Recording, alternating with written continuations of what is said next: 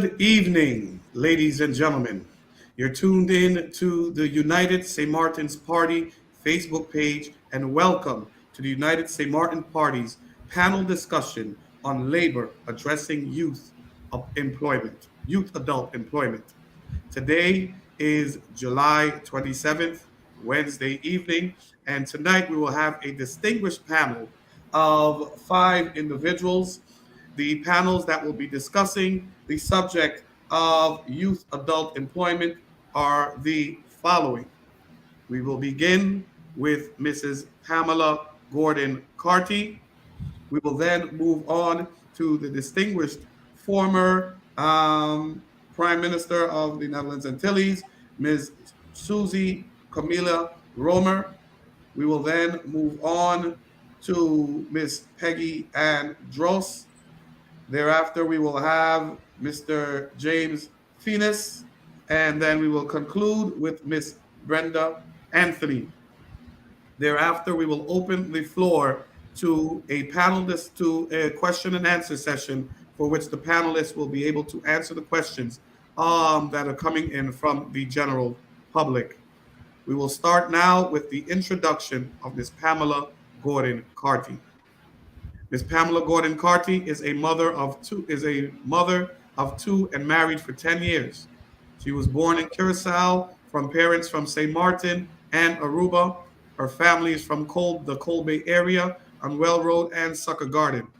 She is a well-dedicated mother that believes in education, and an individual on all levels has the right to education to achieve a well-rounded life. Ms. Pamela Gordon Carty has a master's degree in business administration, a master's degree in finance and accounting. At the moment, she is pursuing her law degree with a minor in child abuse. From the age of 21 years old, she started working on her own and established her accounting firm in the year of 2004 in Curacao, which she branched out into St. Martin in 2010, where she now is exercising her passion of accounting and is a mother of her two children. She's the founder of Simply Masters Foundation that got established in 2013 that caters towards enhancing our children's through motivation and exceptional training workshops. She was the interim Minister of Health, Social Development, and Labor in 2019 and 2020, and is very passionate of our youth and their well-being in their future. She's an advocate of fair chance in the life and adheres in justice. Ms. Pamela Gordon Carty is the new leader of the United St. Martin Party that seeks to, through law proposals, to have more self-sustainable economy and a country through economic diversification, enhancement of the opportunities for our young entrepreneurs and younger generation, and a more level playing field for the business community, better educational and social environment overall for our children, eradication of unemployment, and proper treatment of our elders. All law proposals will be geared towards enhancement of the overall life of quality, with the main focus on these sections within the society of the country of St. Martin, so that one day we as a country can fully sustain ourselves. With this being said, I give the floor to Ms. Pamela Gordon Carty. Good evening. Thank you, Khalil, for the introduction. Good evening to all the panelists that are here today joining me on this important discussion. Also, good evening to the audience, viewing listeners out there following us through the very different medias. I want to thank each one of you for accepting the invitation to be here today so we can have a healthy discussion whilst we inform the public of the different layers when dealing with labor laws. I will go straight into my presentation.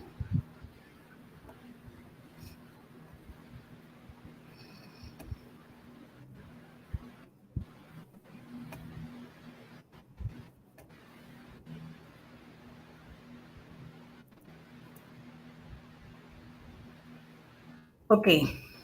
We have this presentation today because of, I think it's important when we are presenting a law that we have a back and forth or an informative session with important stakeholders that can inform and provide information in order for us to achieve a total overall successful goal when trying to put a law together. So therefore, I think that this session is very important for us to have it geared like this, where the public also have a view into how and why we are putting this together. And so we can hear from their end as well, what are the thoughts. So I will go into my presentation. I start off why country St. Maarten needs labor laws for the youth. Now, the U.S. party believes in proposing this law, especially designated to stimulate an increase in the workforce amongst our younger generation, which will contribute to the decrease of unemployment rate. Now, we all know that unemployment is something that is an ongoing phenomenon, but basically all efforts have to be geared towards that.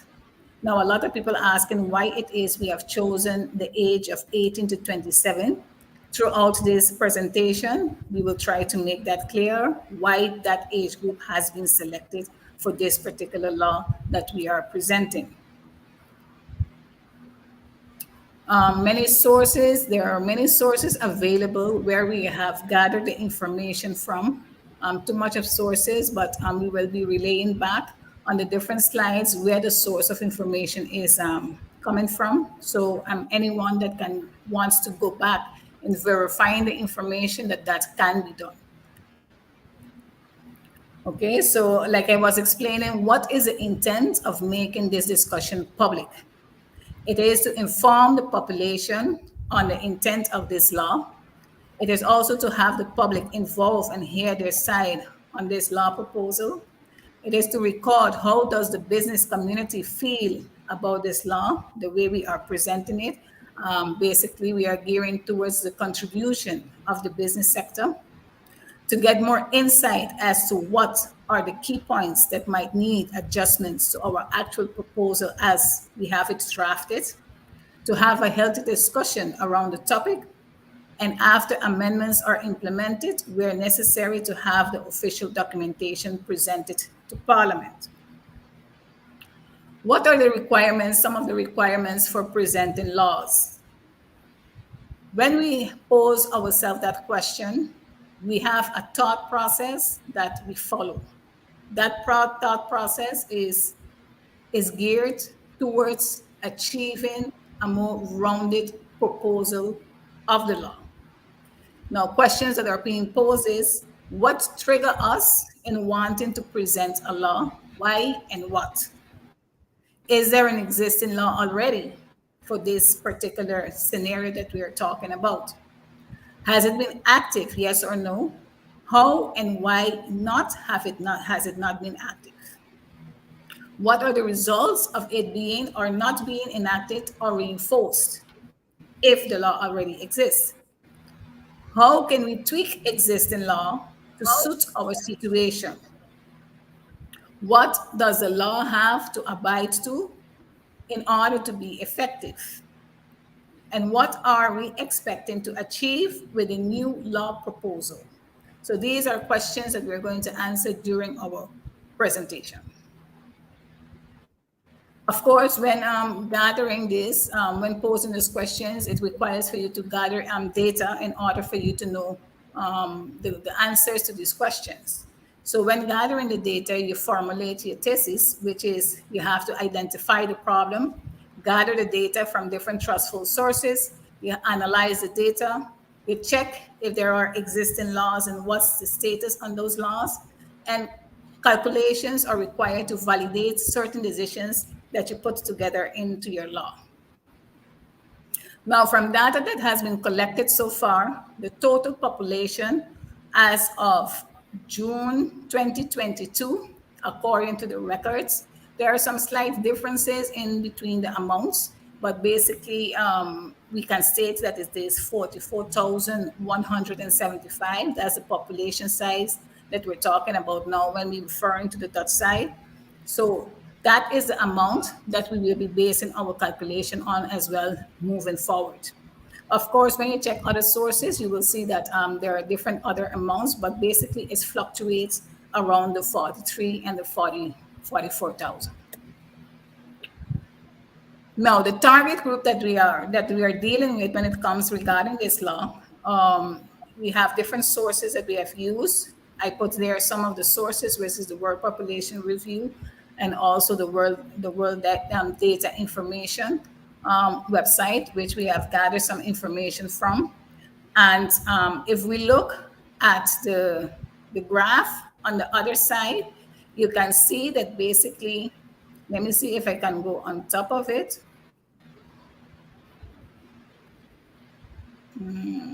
Hold on.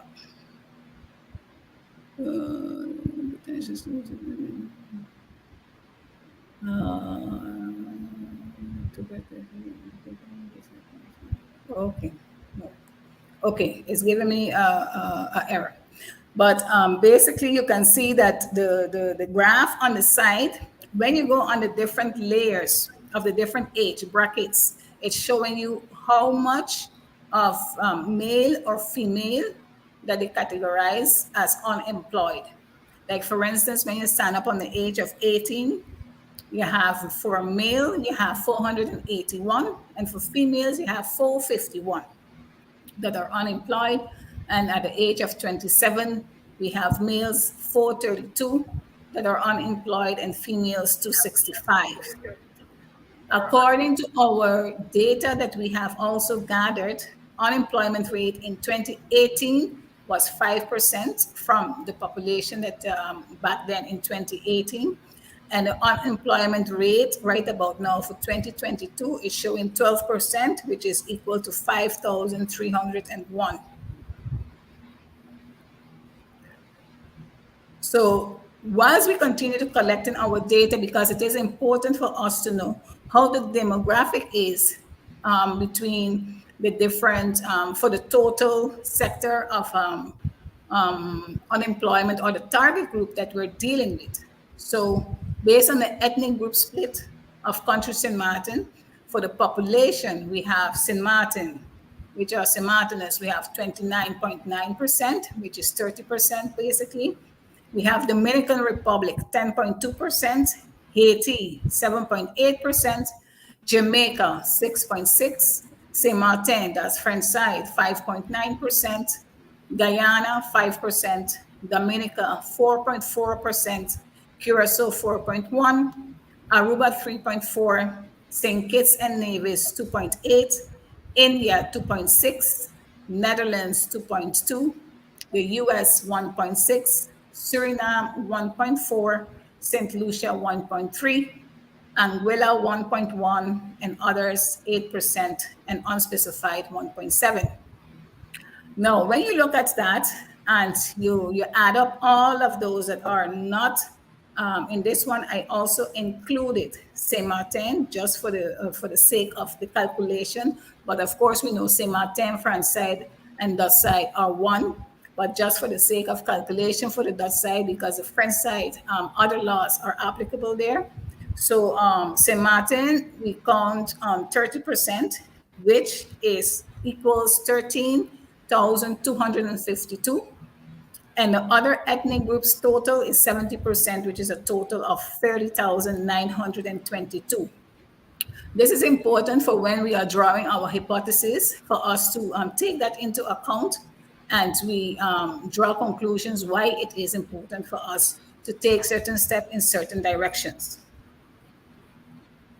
The intention of the split, the demographic split, is not meant as a discriminatory something, so people don't think we are separating the other ethnic groups from St. Maarten, but it is important. Why? Because in the other slide, I will show that basically you have the different ethnic groups, that you have younger generations that are born on country St. Maarten, but do not have the status of the Dutch status. So that will be when I reach to the other point, why it is important that we look at the different demographics and the split thereof. Now, the data collection collected also from this one was collected from Statista, The unemployment rate, it's showing here on this one here, it's showing 5%.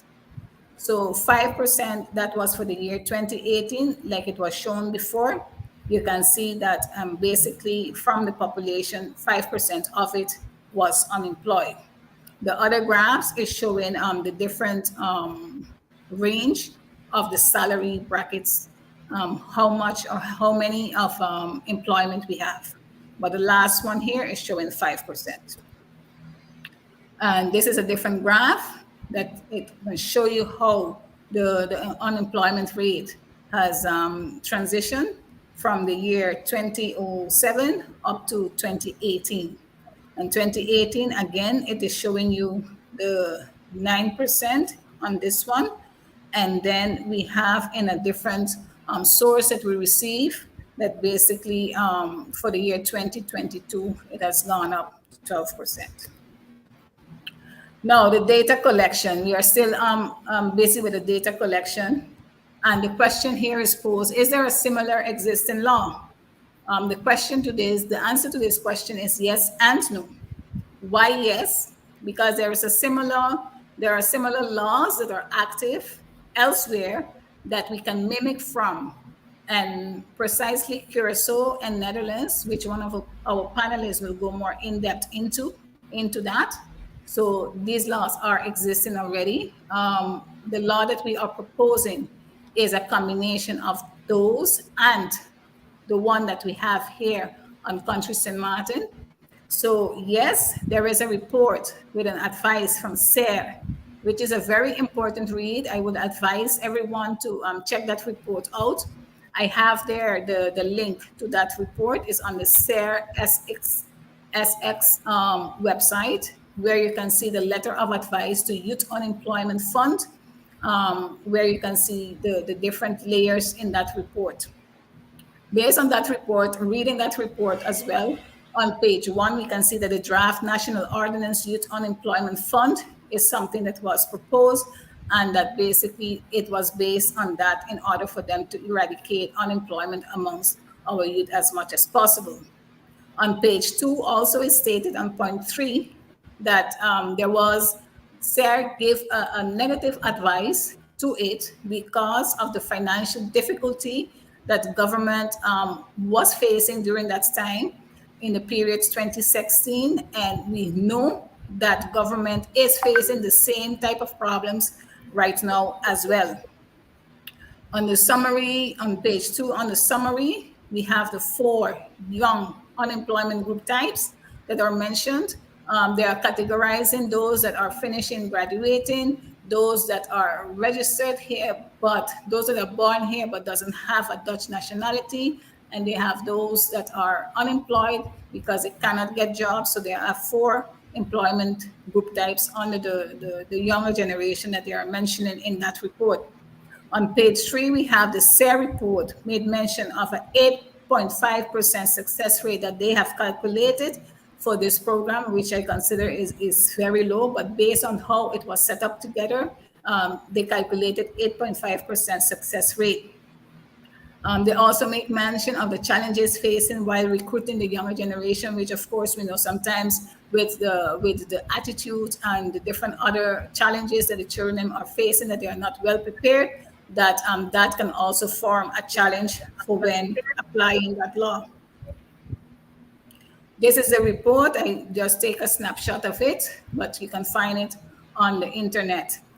So besides the report, we are aware that this ordinance needs reviewing in order to be executed. We are also aware that NEPA is providing a good contribution in the aspect of assisting with training sessions on a respectful level for unqualified candidates or those that want to pursue a career. That help one aspect of obtaining qualified candidates in the different functions. But not all sectors are covered through the NEPA, but the contribution rate through NEPA is there and it is visible as well. We have different problems amongst the group 4, born here but with no papers, and something that we can tackle with when we propose Once this law is tabled and we bring it forward, this is something that we can deal with because it have this group that is a big group, those that are born here but do not have the necessary registration papers in order for them to be legal on top of in the labor force. Why do we say no to the question if this law is in existence already? We say no because in the previous proposal and decision, no mention was made of the business sector being one of the key stakeholders. And in this proposal, we are including the business sector. So we are including them as to what is their input, how will they contribute, what type of incentive will be given in return, what is the final effect of his law of executed with the new changes as proposed by us. What are the requirements for presenting laws? So we went through all of those points. Now the business community will be an important contribution factor to this law.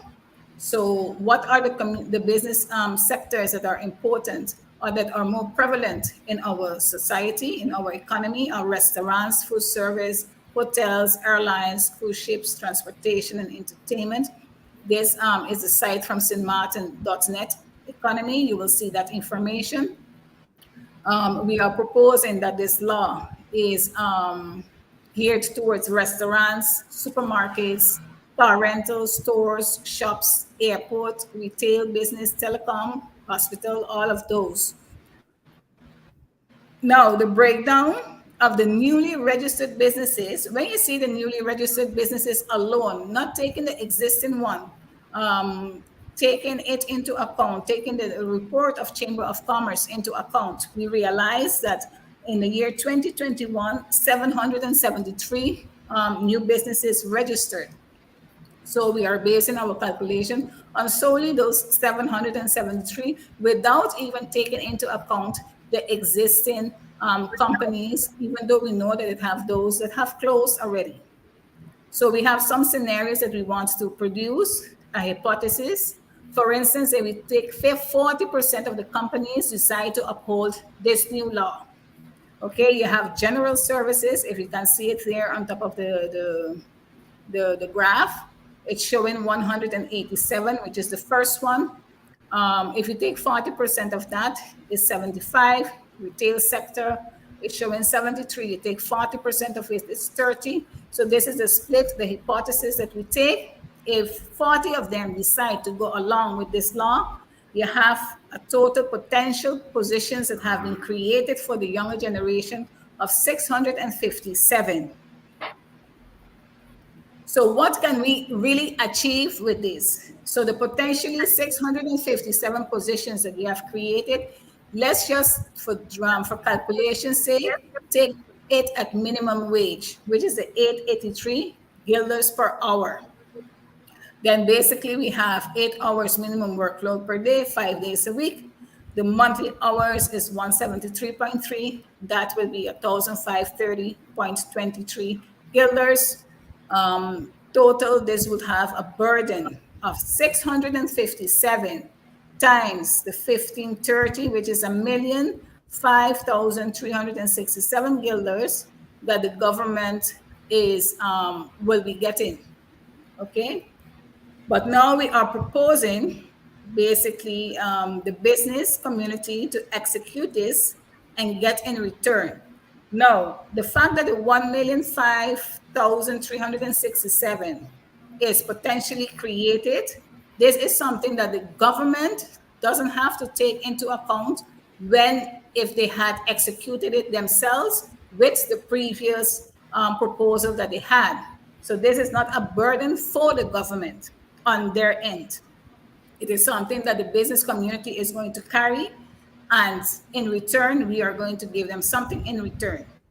Now, what is the financial benefit for the business sector? We have the yearly salary paid out per employee, which is the 1,530 times 12, which is the 18,360. That's per employee. We have the yearly premiums per person that are due, and that is an average of 6,885 guilders. So yearly for the 657 possible positions that we are creating, we are talking about 4,523,445 guilders that the government is losing out on collecting for the coffers. Why they are losing out on collecting on this? Because we have, if they are taking illegals and paying them this amount of money, which they could have taken a younger one, basically this is the money that they are not paying. The employers are basically not paying the premiums for this total amount. So already there, the government is losing on 4.5 million. Now, the yearly proposed reimbursement per individual with the new law proposal will be 7,344 guilders. Now, if you take the 6,885, which is the yearly premium, if you take on a young individual from here, if you take one, that's the yearly premium that you normally will have to pay. Now you have the illegal that you're paying, but you're not delivering this amount, which the government is losing out on this. But on the other end, the business is collecting 7,000, is getting back in return 7,344 in total. So the business sector, the business community is gaining by doing the right thing. What are the positive trickle-down effects? You have government, you have that they will get solved the status of those born here but not accounted for, which is the 70% that I was referring to before. This will be also an increase on the longer run into the coffers of Country St. Maarten, because they are failing now to get those monies in. Number two, gets to comply with one of the SER report advice, which the SER report advice stated that they need to correct on policies in order for it to get more attractive, become more attractive, because government cannot carry that burden. So with this proposal, we are shifting the burden from government, we are shifting it to the business community, but letting the business community get something in return. Gets to effective contribute in getting more children off the road or being unemployed or having to resort to pornography for living. We all know that basically it have the pornography on Country St. Maarten has increased. This is one of the reasons why. But if we do this, it will contribute towards that as well. Then we have is getting the business sector more involved in wanting to choose to employ a young person rather than illegals. Is upholding human rights laws like the different articles that we know that everyone have a right to a dignified living. It positively contributes to 37.4% to social deterioration alleviation amongst our people. And it is contributing to the coffers by solving the illegals being employed instead of employing the younger ones for the amount of 4.5 million. It also contributes to minimize the exploitation of the illegal workers, which will be in compliance with the UN law. Now, the business, just like how the government have positive trickle-down effect, the businesses will have it as well. It is more convenient to employ a young one than having an illegal, of course. You have the same 6,885 that some businesses are actually not paying because they are having illegals employed, but on the longer run, they are getting back 7,344 when they do the right thing. So they are gaining actually. And they are collaborating in not changing licenses policies where it becomes one of the requirements, because it is possible as well that we can table a proposal of what about the licenses. When given all the licenses, we come with certain requirements. So when we get something is not working out, but the problem still exists, then we have to look for a solution in another way. The problem itself, we minimize unemployment amongst our youth. The mental health pressure due to financial strains in the household gets somewhat diminished. the contribution to somewhat stopping unjustified prostitution, the exploitation of illegal and avoiding to fix their truthful status. We enhance overall quality of the population, less welfare to be given out, and is contributing to the coffers by solving the illegal being employed instead of employers employing the younger ones, and that is the amount of 4.5 per year by only this one law introduction. So to my, reaching to the final of my presentation, so is this a new law proposal to us? Yes, this is a new law proposal by the US party, which we think it will solve some important ongoing issues to make country St. Maarten a better place. If we want to become sovereign, autonomous, or even think of independence, we need to put our house in order and safeguard the future of our children first. So I think that together we have to do this. We have to do it with the people.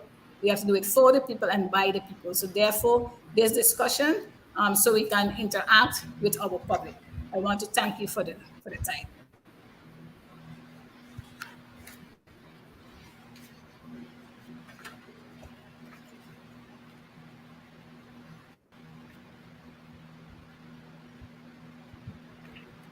Thank you very much, Ms. Pamela Gordon-Carty, for number one, presenting the law that the United St. Martin Party is looking at. We appreciate the fact that you were able to benchmark what is happening within the kingdom as well, namely in Curacao and in the Netherlands. Up next is our next distinguished panelist from the government of St. Martin. We have up Ms. Peggy Andros.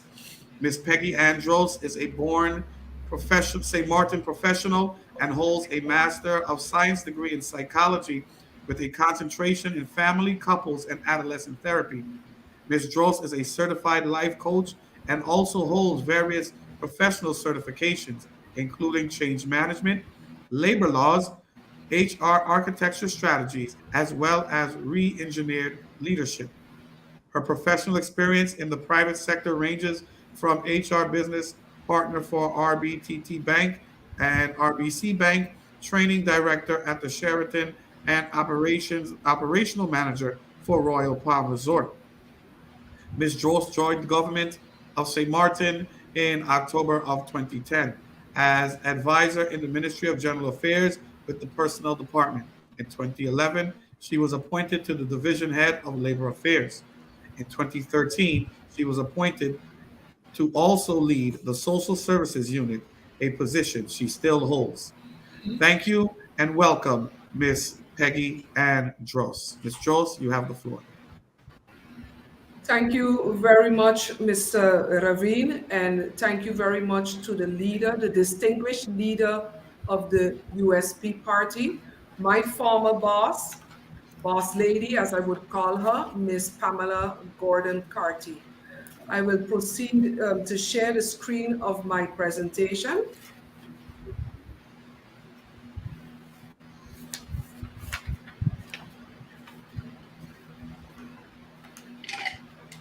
Yes.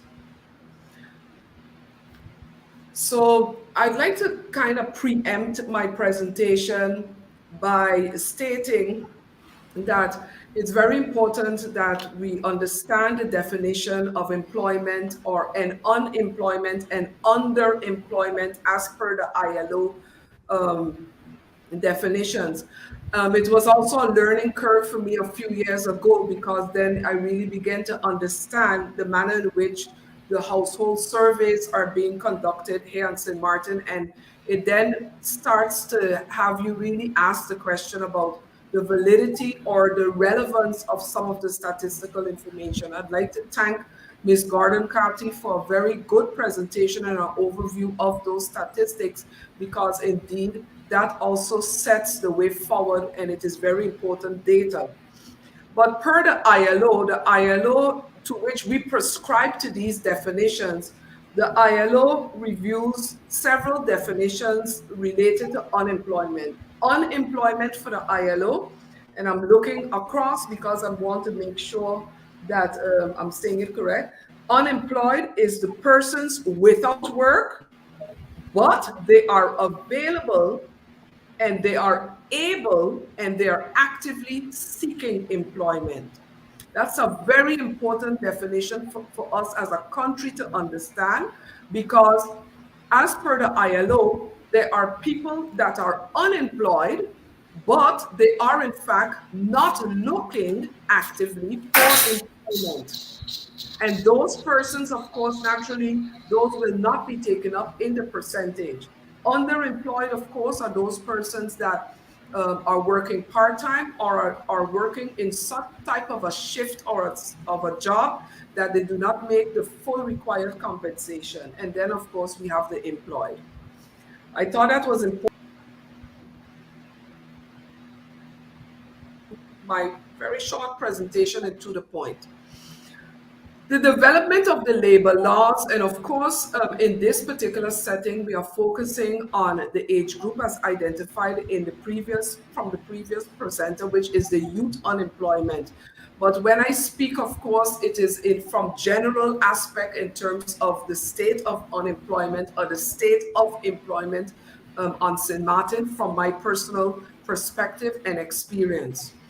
If we look at the labor laws, and when I say labor laws, I am meaning the laws in the broadest sense that impact labor activity on the island. So I also include in that, and that will come in another slide, the law related to the import of foreign labor, which is the employment permit law that most people refer to, which is different than the law at immigration.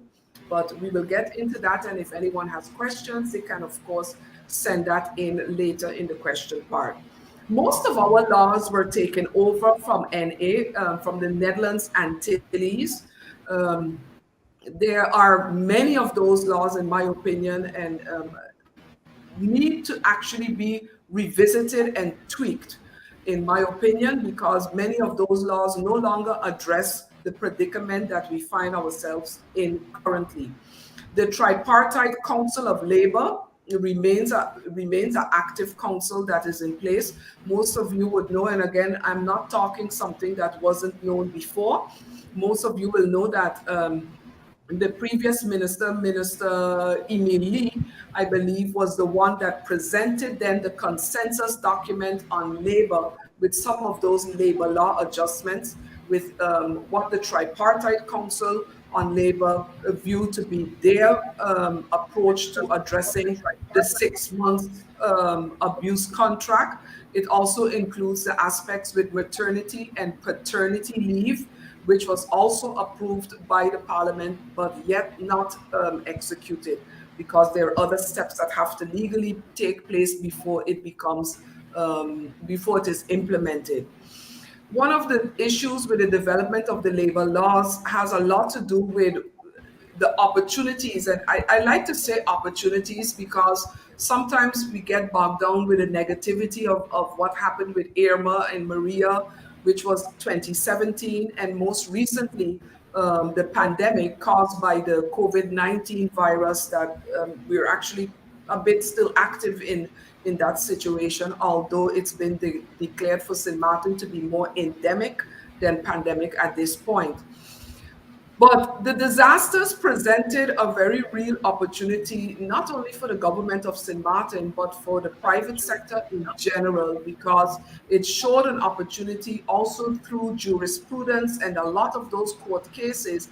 It kind of opened up the gap in terms of us to be able to say, oh my God, this really isn't working. What should we do now? Are the laborers really protected, and what are some of the other steps that actually should happen in order to make it more of a safe zone for the laborers? Now, I know that perhaps we have business people tuned into this panel discussion as well, and they may feel as if, oh, why we're only talking about the laborers, etc. Well, from my perspective, the laborers are the ones that that drive the economy.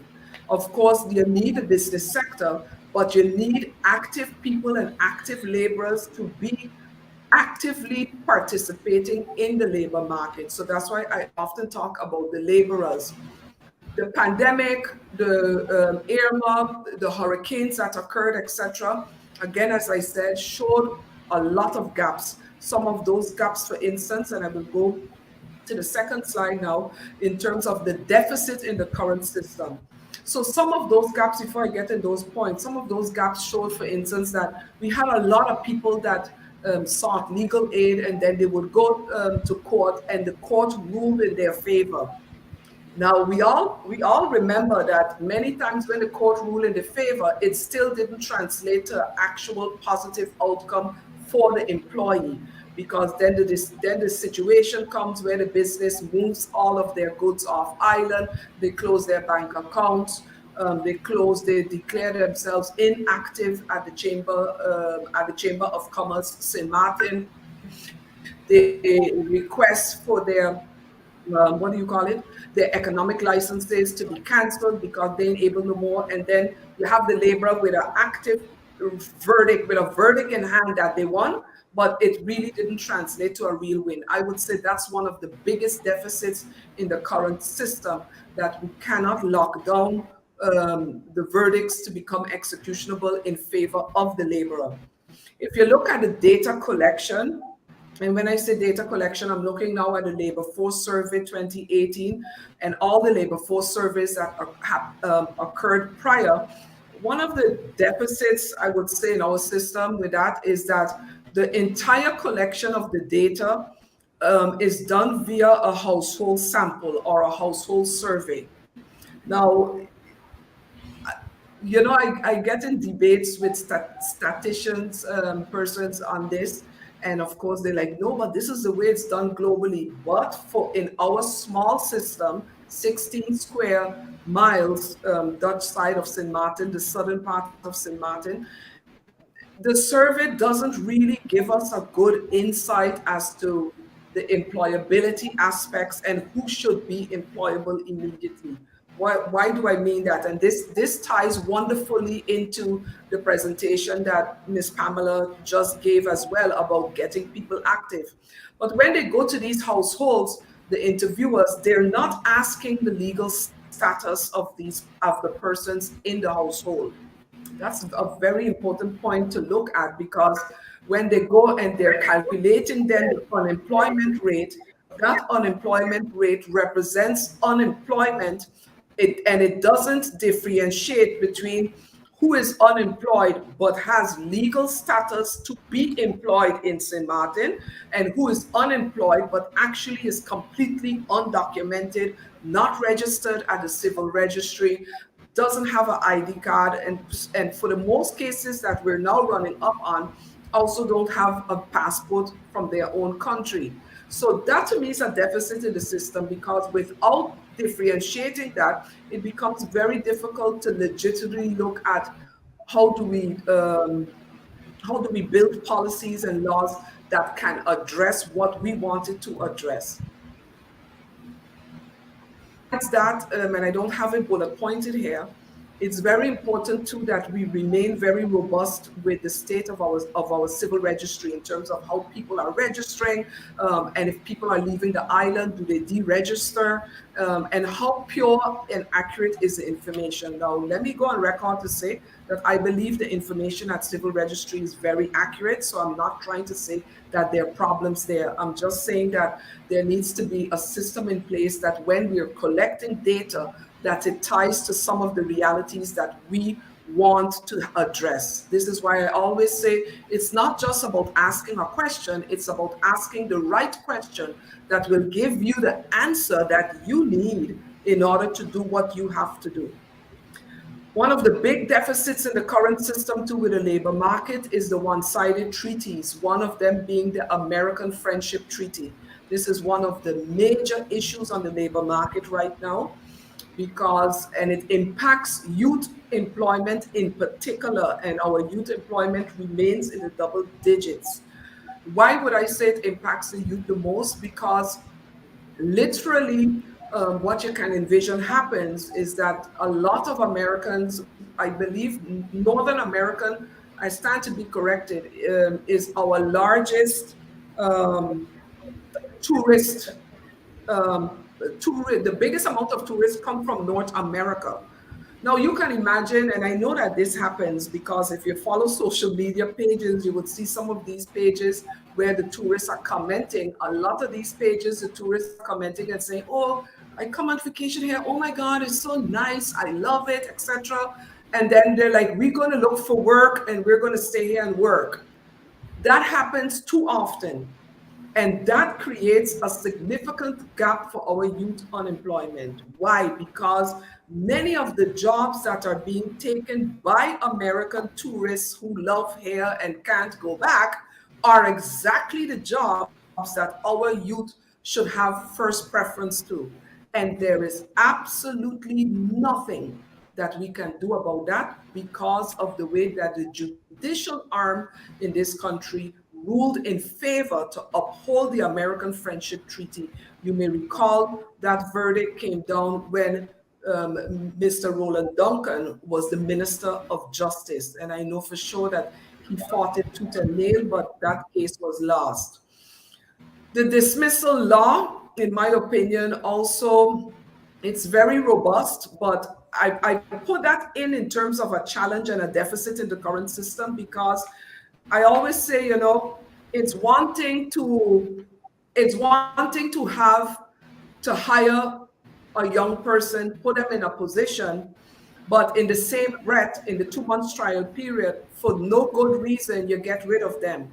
This is a very, very dynamic situation going on in St. Maarten now, and sadly, we are seeing more of it. So many of the contracts, as you know, in the labor law, in the civil code, talks about a 2 months trial period, but it says 2 months trial period and both parties can leave without explaining. So the employee could say, you know, I don't like working over here. Let me go because I don't like it. And they don't have to give no notice or nothing. But the employer can also do that. Me personally, I find it's a problem specifically for young people because sometimes young people need more mentoring, etc. And in the 2 months trial period, if you don't have a business owner that is committed to help us on a national level address youth unemployment and address mentorship for youth and address workforce development for youth, you have what is going on a lot now, which is they're releasing them in the 2 month trial period and nothing that we can do. The National Ordinance on Foreign Labor, and that is the employment permit law. That law also, in my opinion, creates a deficit in the current system.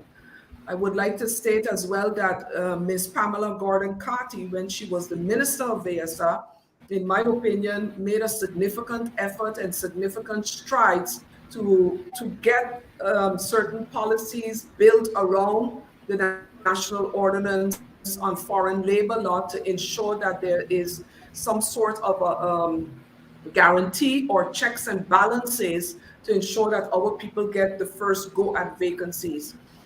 However, it remains a fact that the Landsverordening, which is higher than the LBHAM, I don't know how to say that in English, but anyhow, talks a lot about the vacancies. That remains a big deficit in our current system because the vacancies are determined by the businesses, and the business puts the criteria in the vacancy however they want. And there is nothing currently in the law that basically halts the situation.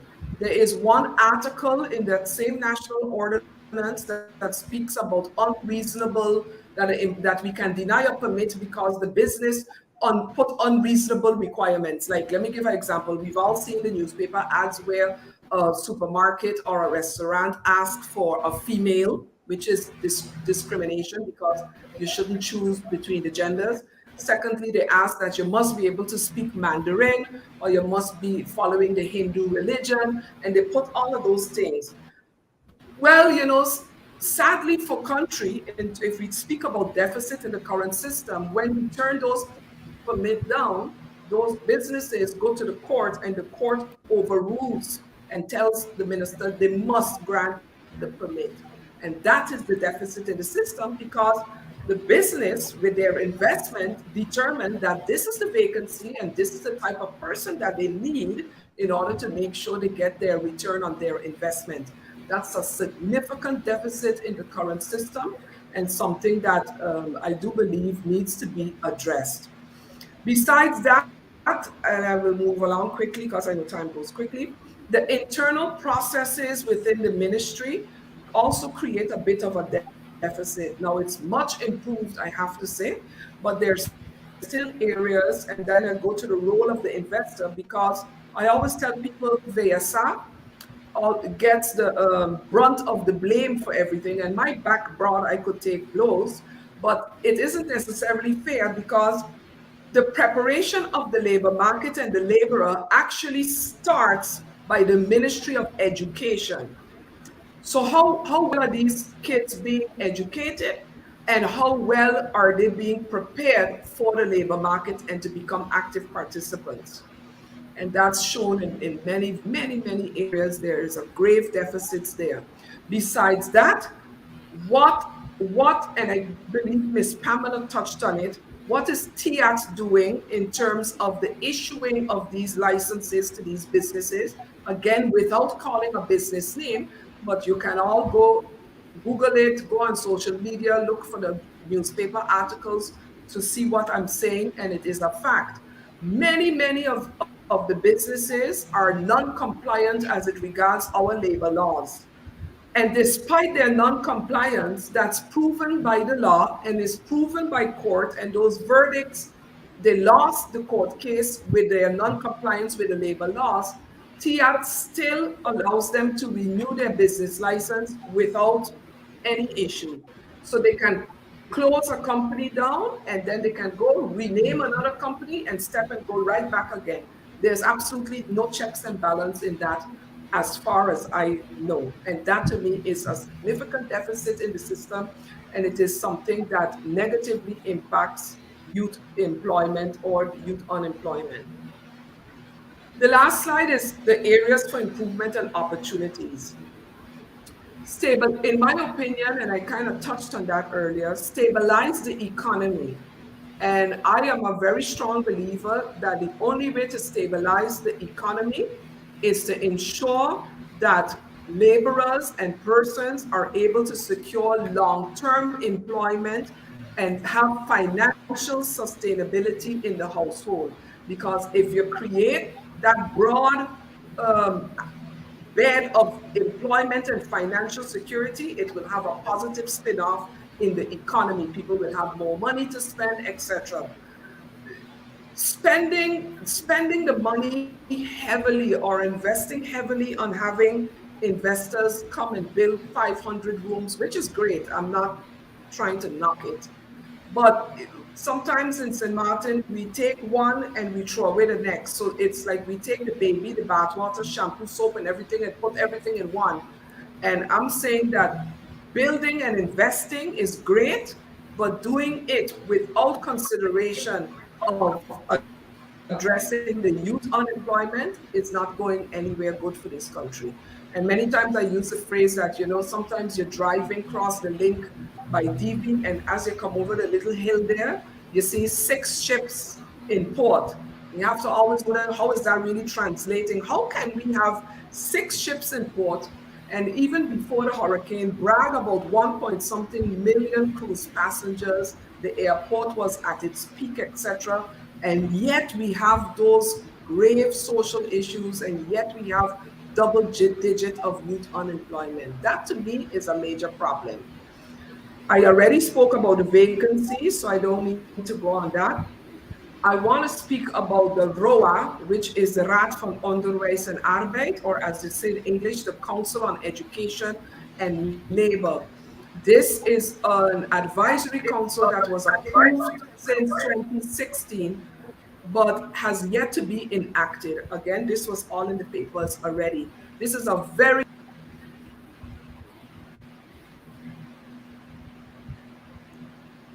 Okay, it seems that Ms. Dross has gotten cut off. I'm not sure if there may have been a challenge with the internet connection. We will give her a few minutes to come back and give the conclusion of her presentation. However, in the interim, we will move on to our next distinguished panelist, and that panelist is Ms. Susie Camilla Romer. I will go now into reading the short biography, and it reads, Miss Susie Camilla Romer was born on Curacao in 1955 and studied civil and criminal law at the University of Groningen in the Netherlands in 1984, where she continued as a member of the faculty in 1984. She later became a lawyer in Curacao in 1986. She served in several political functions, namely as a member of the Island Council of Curacao and as a member of Parliament, the Minister of Justice, the Minister of Economic Affairs, and twice as the Prime Minister of the Netherlands Antilles in 1992 and in 2002. During the following years, she held several board positions in the private sector. She was furthermore a substitute member of the Constitutional Court of St. Maarten between 2010 and 2015. After an absence of 13 years, Susie returned to government of Curacao as the Minister of Transport, Traffic, and Infrastructure and continued as the Minister of Health, Environment, and Nature from 2015 to 2020. She is currently a lecturer at the Faculty of Law at the University of Curacao. We bring to the floor Miss Susie Romer. You now have the floor. Yes, thank you very much. Good evening, everybody. Mrs. Pamela Gordon-Carty. I will go on to share my presentation with you. As I'm putting it up, let's see, it's supposed to go like it should. Let me see. Let's have it. What's happening now? I just saw it and then it went off again.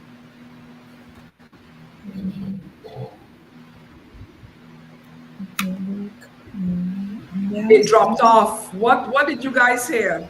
What was the last? Is it still up? Yes, 1 second. Mrs. Dross? Yes. You were giving your last presentation, your last page in terms of the areas for improvement. Miss Romer, what we'll do is we'll ask Mrs. Dross to finish hers, and then we'll move right into you. Okay. Okay, thank you so much. Let me just get to that very quickly. Sorry about that. So I was basically here. Yes, did I touch any of this, Mr. Khalil? Did I touch any of it? Yes, you did. You were at the position of the Education and Labor Council. Okay, great. So that's great. So basically, in my opinion, that's a very important council that needs to be enacted. It was approved since 2016. That council plays a critical role.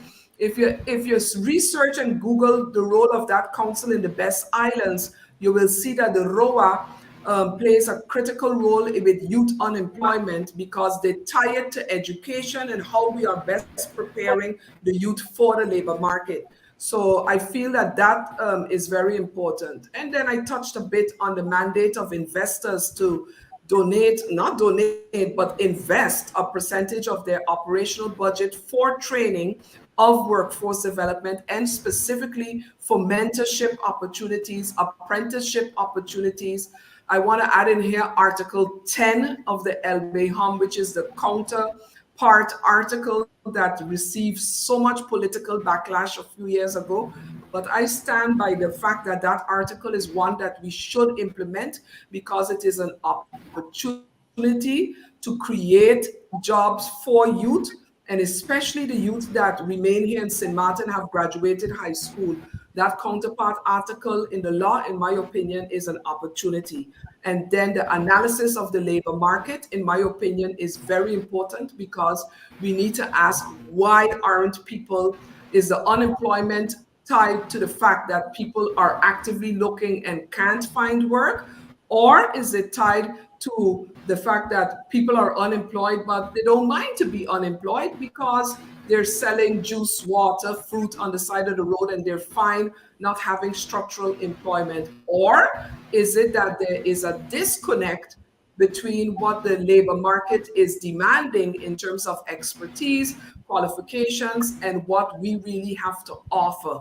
In my opinion, all three of those areas are outputs that can be delivered if there's a proper analysis of the labor market. And that's where I ended, Khalil, and I want to thank everybody, and I'll be on standby to answer any questions from anyone. Thank you, Ms. Droz, for your conclusion. As you mentioned, I like the fact that you put those areas for improvement. I think it's something that not only the party, but the community overall can play a major part in executing those and enacting those areas of improvement that you would have recommended. We will now go straight into the presentation from the distinguished panelist, Ms. Susie Camila Romer. Ms. Romer, you now have the floor. Yes, thank you. I'll try to share the screen again. Let me see. This is supposed to do the trick. What's happening here?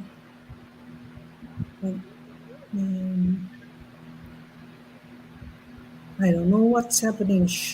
Let me try once again. Choose what to share.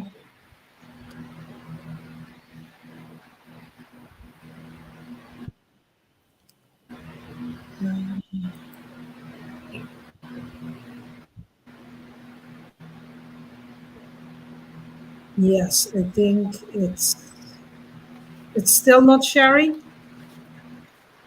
Yeah, just put it on presentation view. Yes, I think. Yes, I can see your presentation now. We're seeing the last. Thank you. Yeah. You can see the last page. Okay. It's on the last page. So if you can go to the first page. Yes, let me go to the first page. Yes, okay, thank you. So, good evening, everybody, once again. What we are thinking about is the question: what can we do for the young workers, the youth workers, so that they can get a fair chance in the labor market?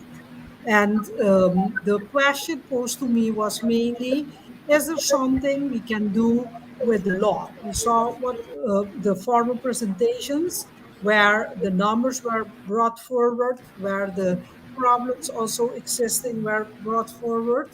And now we are going to look at what are laws protecting labor participation of young people. So, is it possible? First, I would like to point out the economic bulletin of the Central Bank of Curaçao and St. Maarten, where you can see actually the unemployment rate, the percentage of St. Maarten, which is by now 11.4%. And we saw that the youth unemployment is even higher. So something needs to be done. We cannot just sit down and let the young ones not work, because the price of not working is more than what we pay if we give some facilitation to the companies. Actually, if you look at policy, you can see that the policy to get young adults in the labor market is not only something of the labor market. A lot of attention needs to be paid to the transition between different school types. We have school types which just do not connect one to another. We see also that in the school itself, we need to have more and better care for the young people, so that they can really finish the school and not drop out.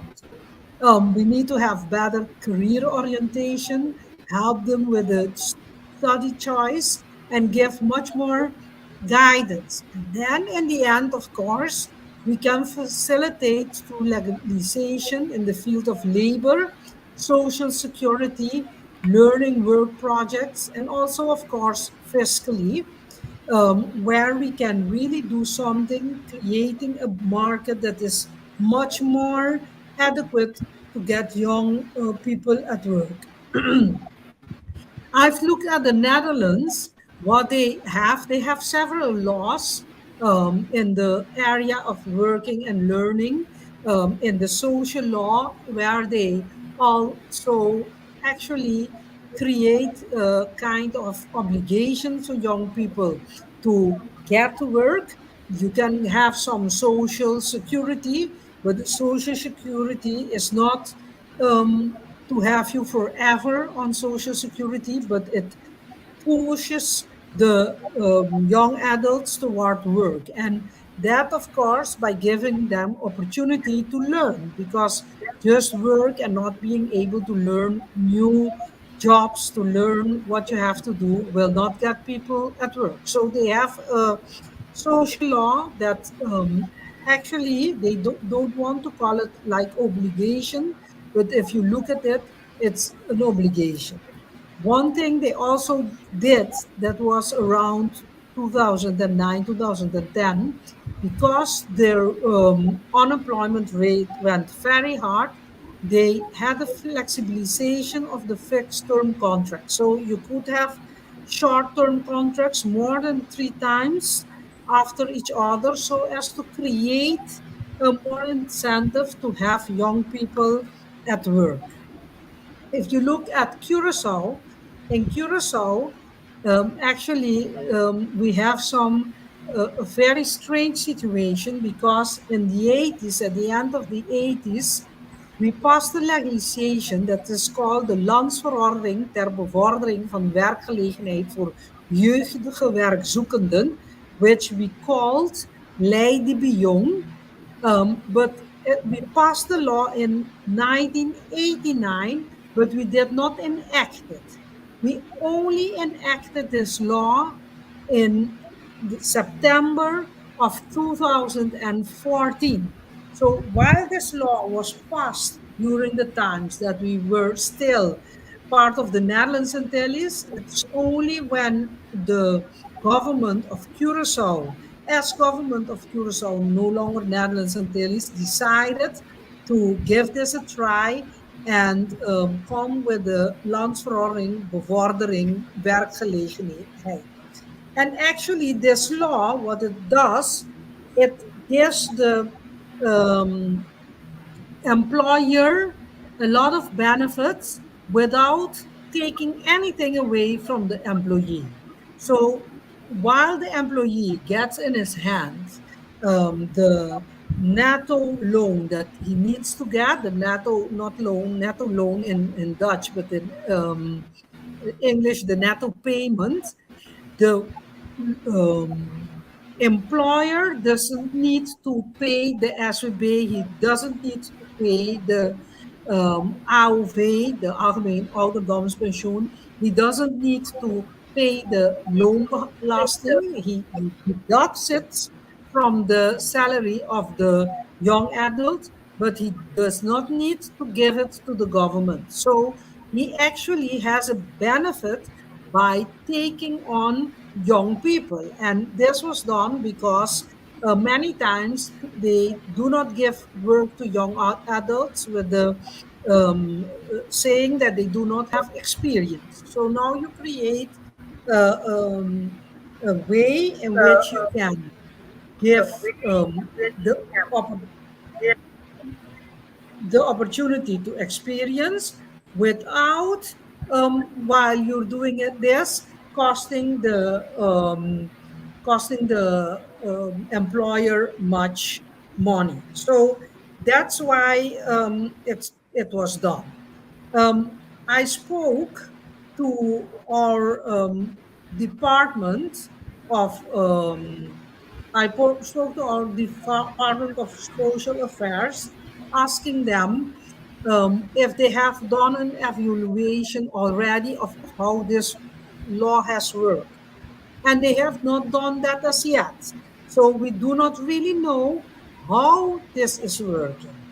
What we do know is that one political party came with a modernization of this law, but they spoke only of young professionals, which in our view is much too small a part of the young labor force. They should do it for everybody, but they did not use the numbers that are the youngest numbers that we have. So basically, got the advice to review the law and broaden it to all workers between 18 and 30, and also to use the latest information that we have.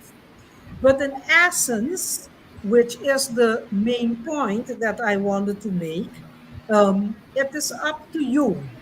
The law can be an excellent instrument to stimulate labor participation amongst young people.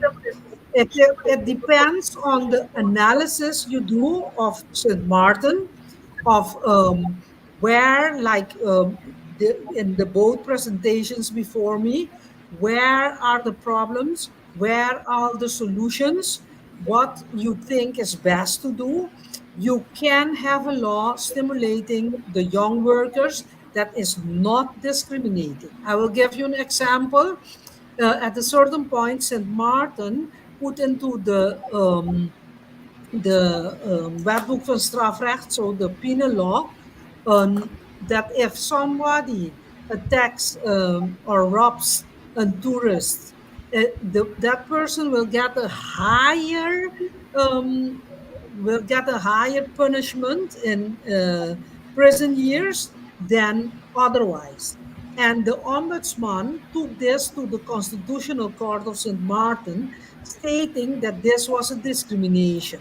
But then the Constitutional Court looked at it and said, no, it's not a discrimination. If you see that the tourism sector is of big importance for St. Martin, that they have to watch out for it. And this law does not discriminate local people, it just creates an extra um, reason to give more punishment if that reason is there. Like if you use force, then that's also an extra reason for more punishment. So, based on the fact that both in the Netherlands and in St. Martin, sorry, and in Curacao, this was totally permitted that we make a distinction for the young adults. So, of course, you use ingezetenen.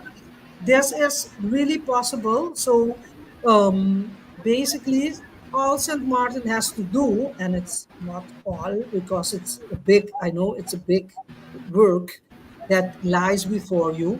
But once you have made a good analysis of what you want to try out for St. Martin, once you have created the support in the community, spoken to the different stakeholders, you can create a system that will carry the young adults and give, for example, the employers both fiscal stimulation and stimulation in the social conditions, so the social laws, where you can give them some pardons, so vrijstellingen. You could put leerwerktraject, so learn working projects. You could put, like I saw that Miss Peggy brought forward, that you can say, okay, the employers, they have to invest somewhat in the labor force. You could also put in the law that, for example, once they do that, you will give them, for example, to stimulate them, some vrijstelling, so some burden in fiscal. You could go about it 50-50%. Those are all possibilities that are you are able to do in the St. Martin law without being at all discriminating. You are just creating a better opportunity for the young St. Martiner to get a job and start working, because once you are part of the workforce, it's much easier to continue in the workforce. And we must see that on all our islands, in Curacao, Aruba, but also on the openbare lichamen, we have a big problem with youth unemployment. So there is all reason to make the necessary laws or change what there is to make it possible also for St. Maarten. Now of course, if you have any questions, I will also be here to answer the questions and to discuss. But basically, I think the main question has been answered. All the possibilities brought forward by both Mrs. Pamela as Mrs. Peggy are possibilities that we can arrange in the St. Maarten law. Thank you. Thank you again, Ms. Susie Camila Romer, for pointing out the legal possibilities for addressing the young adults employment and to guarantee young adults employment here on St. Maarten. We want to thank you and hope again that those recommendations that you gave can be implemented while structuring the laws for St. Maarten.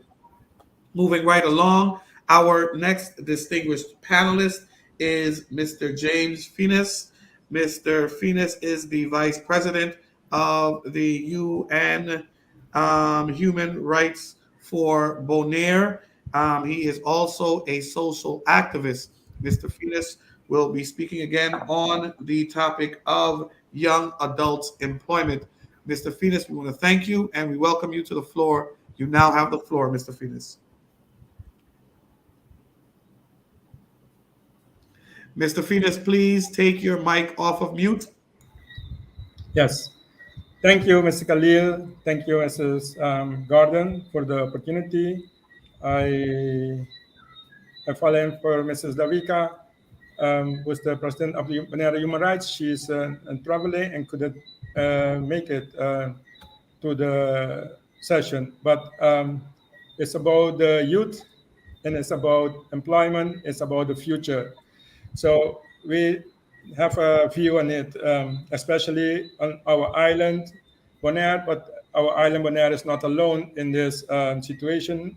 I hear Mrs. Gordon, I hear Anne, I hear Mrs. Romer. So there's very elaborate, very good presentations, and thank you for your contribution. So it's very learnful. What we experience from the part of us, we are human rights activists. We will take it from another point of view. The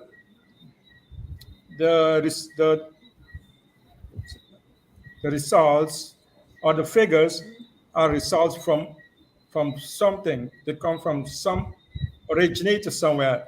So we think that we'd have to talk about human rights. I'm not here to fight our politicians, politicals, because everyone I see are doing the best from a political point of view, from a government point of view, and that is very good.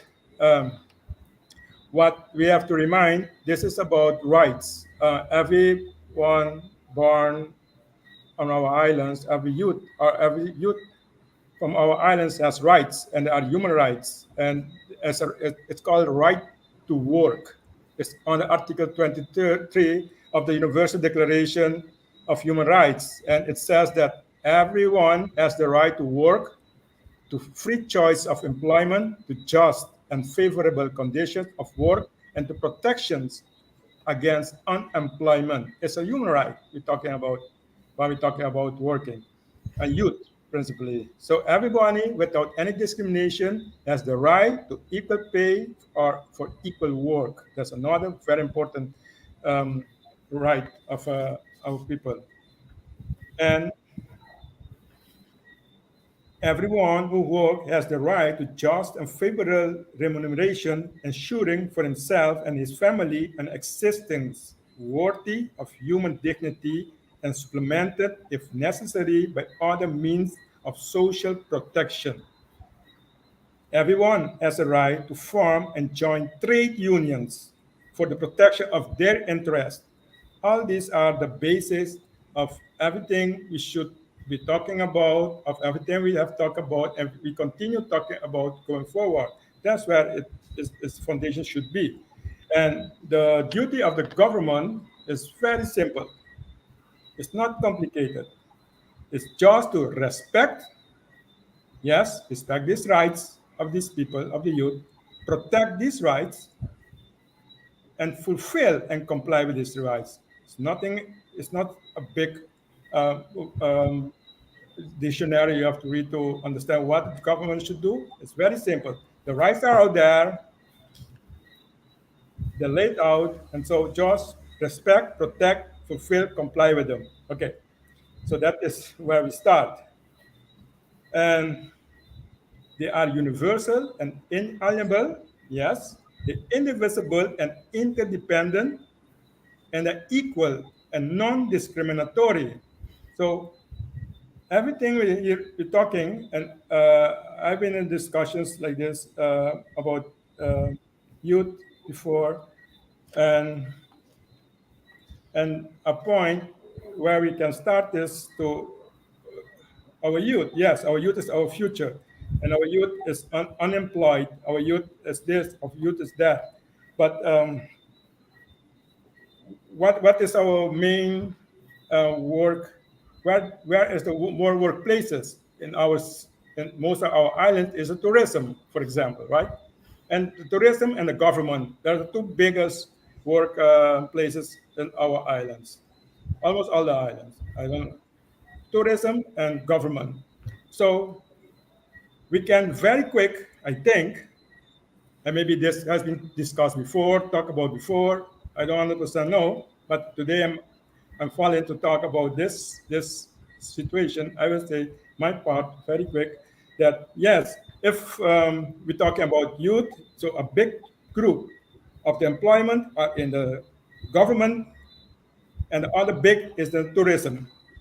If we start with those two, that is, I think, very much on control of a lot of us. I mean, of the government for sure, and then also the tourist directing is also government directed because tourism is the main pillar of economies of the island. So the government can have a lot of influence in directing that direction that have the youth be very much involved as we think talking about youth today. So I think it's very, I don't know, simple, but I think maybe it has been explained before about this that so if our youth, if tourism is one of the main employment sector, so what we're doing about that? So shouldn't all the islands of our islands be busy with the what's say hotel fuck school?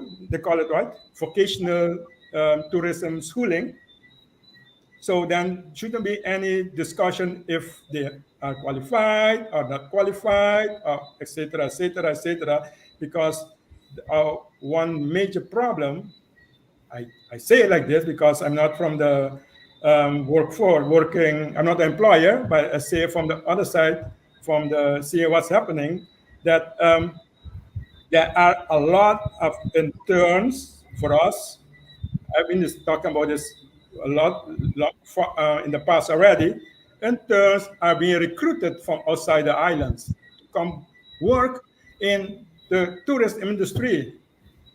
And that youth, there are youth, there are kids, same as our own kids that are somewhere else, not working, but are other kids from other, and mostly from Europe, Dutch Europe, coming of Netherlands, coming to work in our tourism industry in our islands. I don't know St. Maarten how that is, but especially in Bonaire, where I'm from, and I know in Curacao too, because I've been to Curacao.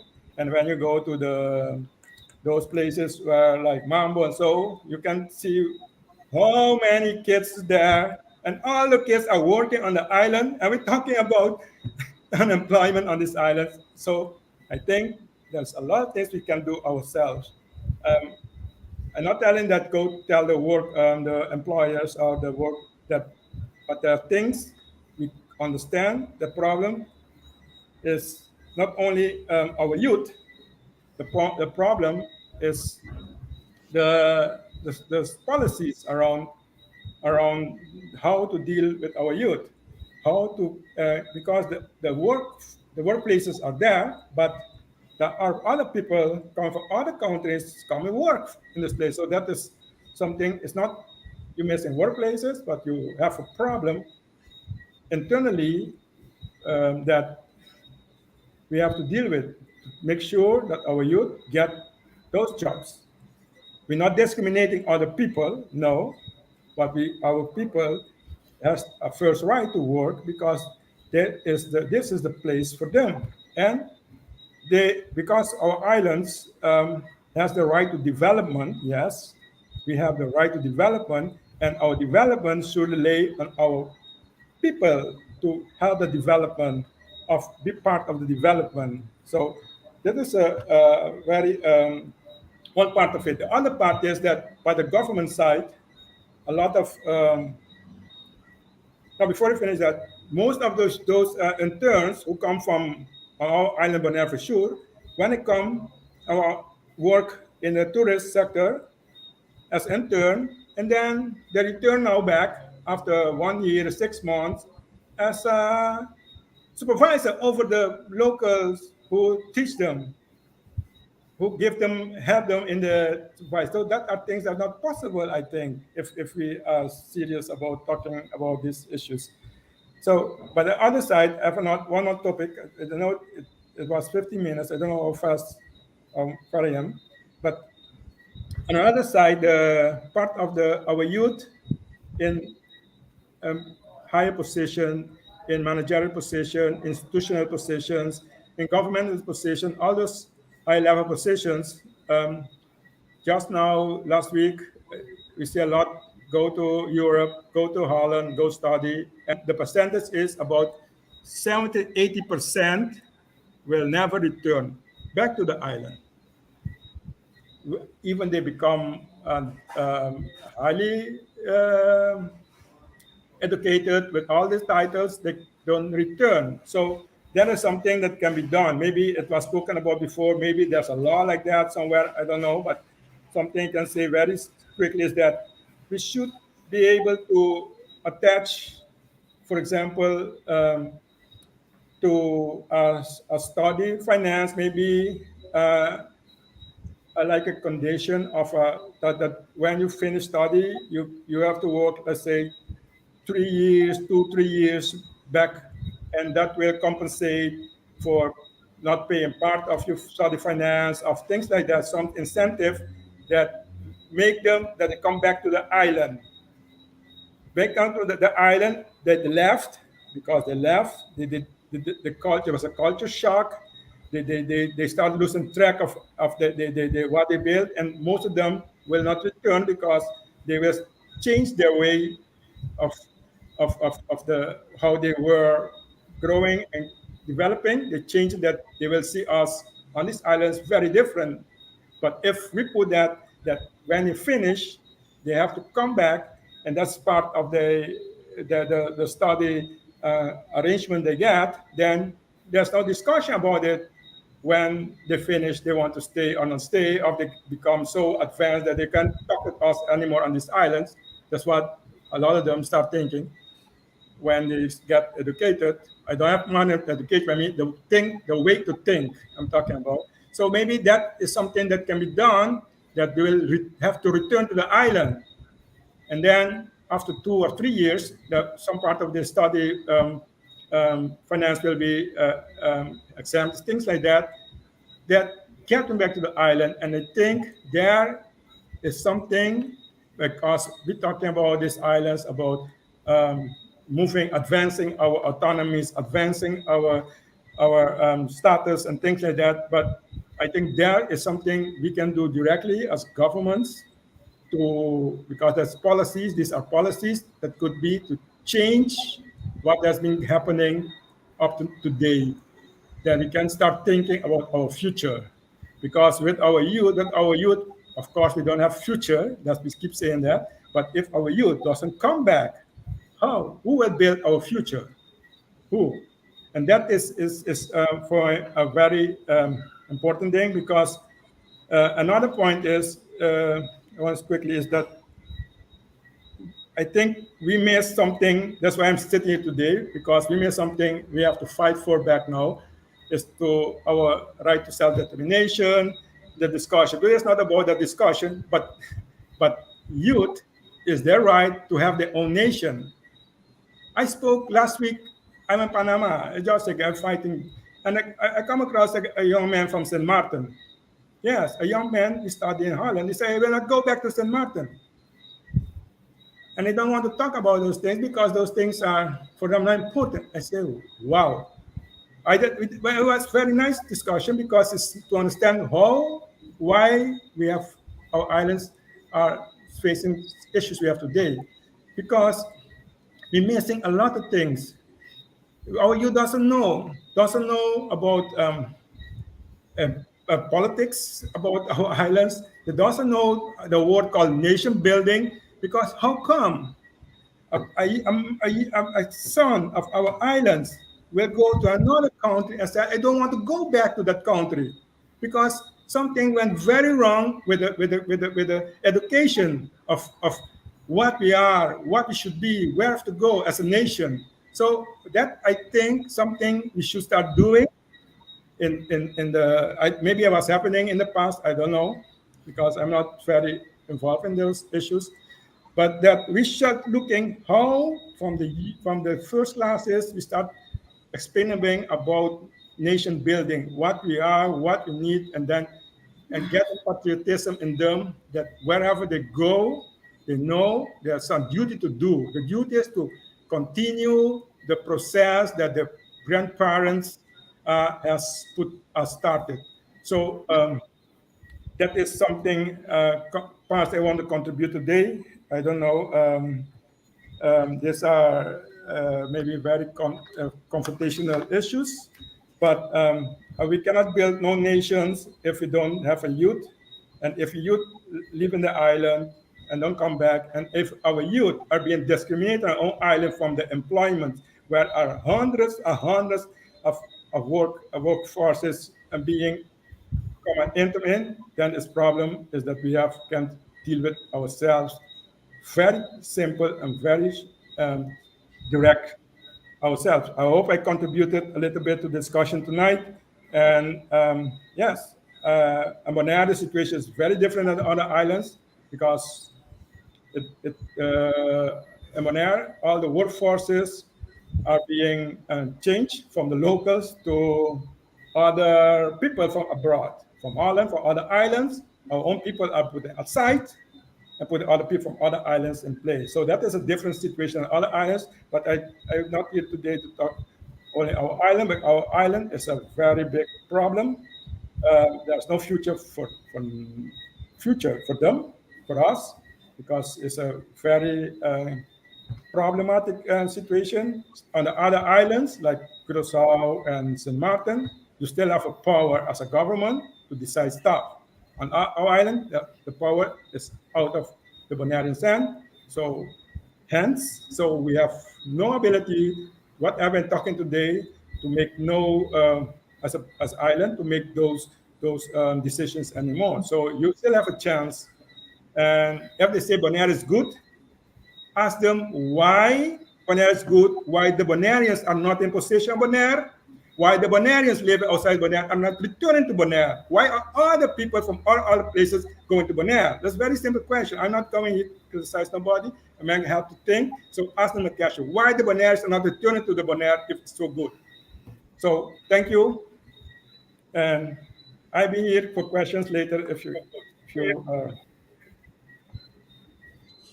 Yes, indeed. Thank you, Mr. Finis. We always appreciate your perspective from a human rights activist standpoint. And the point that you made in terms of nation building is something that is not only critical for St. Maarten, but I think at this stage, all of the islands in the Dutch part of the Dutch Caribbean, the Dutch Kingdom. Our next presenter is actually an invited guest to our distinguished panel. She is Mrs. Brenda Anthony. Mrs. Brenda Anthony was a police officer on the island of Curacao for 14 years. She's also a representative of the Whitefield Union. She's a representative of the St. Martin United NGOs, the Windward Island Chamber of Labor Unions Executive Office. She's a member of the Anti-Poverty Platform, as well as a member of the Senior Citizen Association. Ms. Brenda Anthony will be presenting some questions to our distinguished panelists for them to address. Also, I want to let all of those know, all of those listening on Facebook, you're now able to send in your questions to the panelists. Please make your questions known and to whom you're addressing the question to, and the panelists will be sure and happy to answer them for you. We have 20 minutes for this segment. I now turn over the floor to Ms. Brenda Anthony. Ms. Anthony, you now have the floor.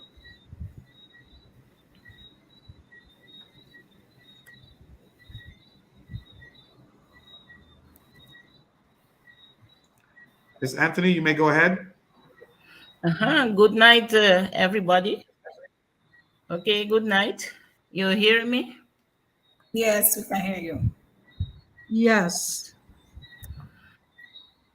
All right, okay. The conversation, the information that I have received today is very informative. It's very interesting.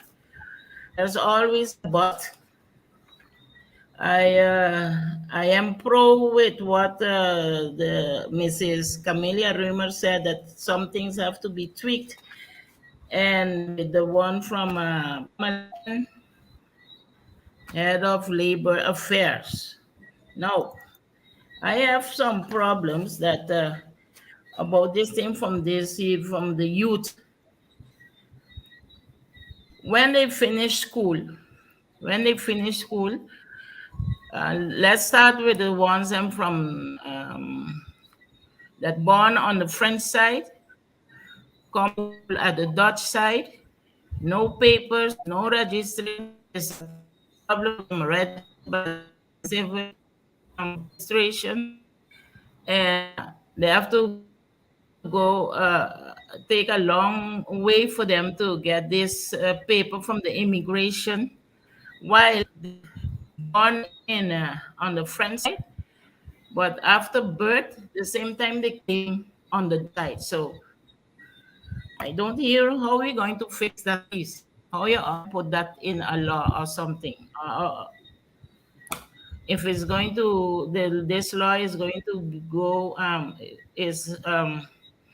can be used so for those on the French and the Dutch, only for Dutch, the people from Dutch family, born on the Dutch side, go school on the Dutch side, or foreigners with naturalization here, Dutch,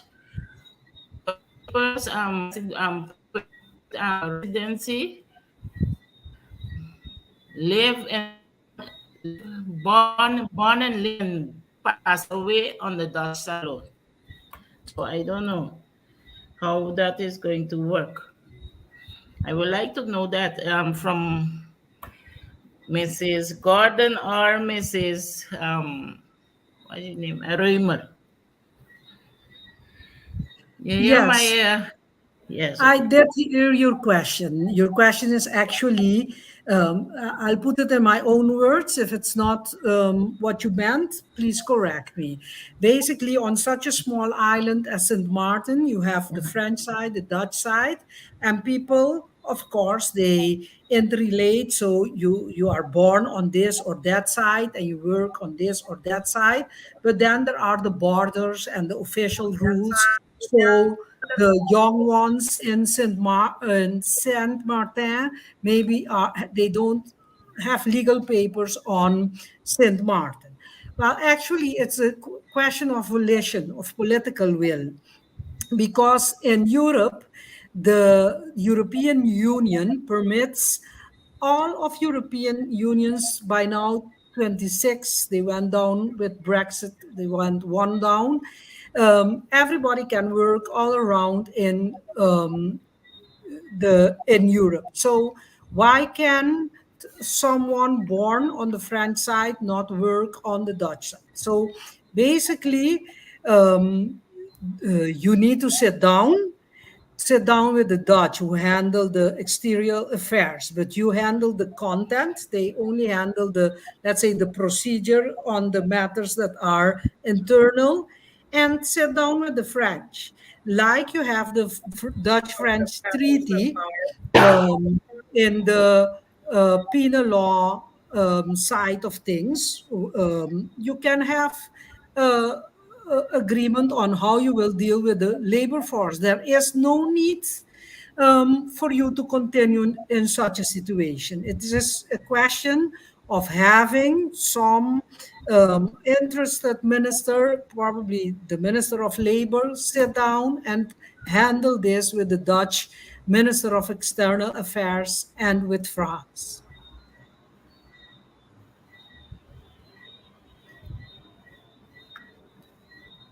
Okay, thank you for that answer, Miss Romer. And I guess the same question goes across to you, Miss Pamela Gordon-Carty, on how does this law address those persons who may have been born on the French side, but to family from the Dutch side and choose to work on the Dutch side and vice versa. I think Ms. Römer answered it correctly. It's political will that we have to look into, and the minister that is in charge of that portfolio that will have to have that discussion with the exterior affairs, with foreign affairs, which will be the Ministry of Foreign Affairs with Holland. Because at the end of the day, we have to remember that French side and Dutch side, we are one. But there are certain treaties that we still have to, on a higher level, we have to deal with France and Holland in order for us to get certain things executed. Otherwise, it cannot. Laws that are applicable on the Dutch side is not applicable on the French side and vice versa, even though it's on the same country. So there have to be that political will, that communication across the border in order for us to get this thing executed so that the entire island can benefit from it, because like Ms. Römer mentioned, we have families on both sides. Both sides cross the borders. You have people on the Dutch side that are family relationship with on the French side and vice versa. You have those that are on the French side that have to cross the border and come on the Dutch side school.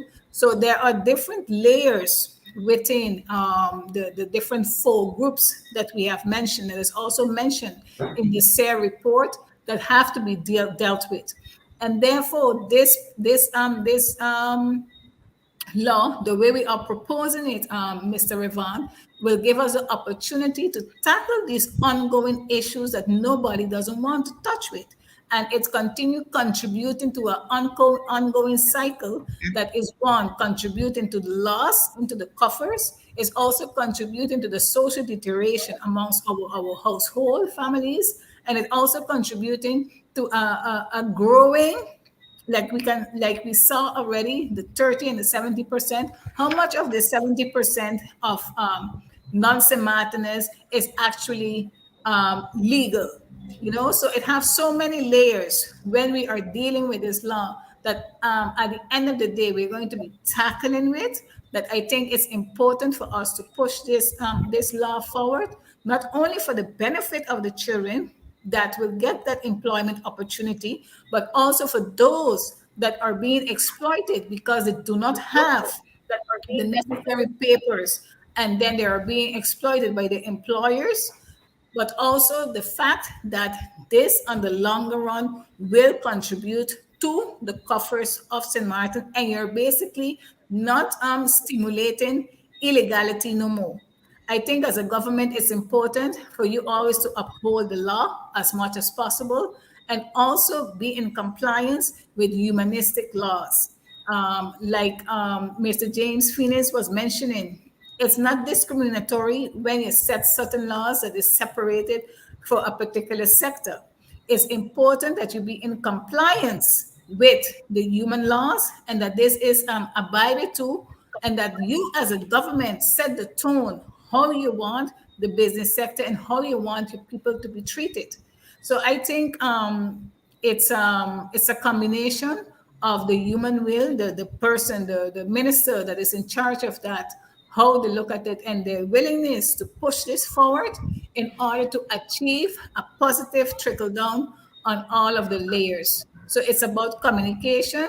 You have to deal with it on a higher level when it comes to this type of thing. So you would have to tap into France and Holland in order for this to get executed and push it forward when we are talking about the two sides. But on the lower level, we as a country on the Dutch side executing this, it is a start. Yes, indeed, and we have to start somewhere. I want to pass this question over to Ms. Peggy Andros to address, please. Yes, thank you, Mr. Rivan. I think it's important to contextualize something because there is a Landsverordening Registratie Arbeidskrachten, which loosely translated to English is the national ordinance that regulates the registration of laborers. In that piece of legislation, there's reference made to grensarbeider, which is, again, loosely translated, a border worker. Coupled into that, loosely hinged on that national ordinance, is also the Treaty of Concordia. The reason why I'm bringing up these very important points is because sometimes, not because something is important, means that it has to be complicated. So that is why I really love what both Ms. Pamela stated as well as Ms. Romer, because there is an opportunity to actually work out policy guidelines around the grensarbeider or the border worker. Because if we are to be honest with ourselves, before we became country in 2010, this was actually not an issue.